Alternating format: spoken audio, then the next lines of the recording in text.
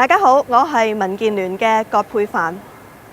早幾日我喺將軍澳遇到余婆婆，佢同我講，佢話呢排好唔開心，每日打開報紙、打開電視，都係見到啲好暴力嘅行為。有人為反對而反對，有人拉布拖慢時間。佢話：我今年86歲啦，我就唔緊要啊，但係我好為我個仔同埋我啲孫擔心。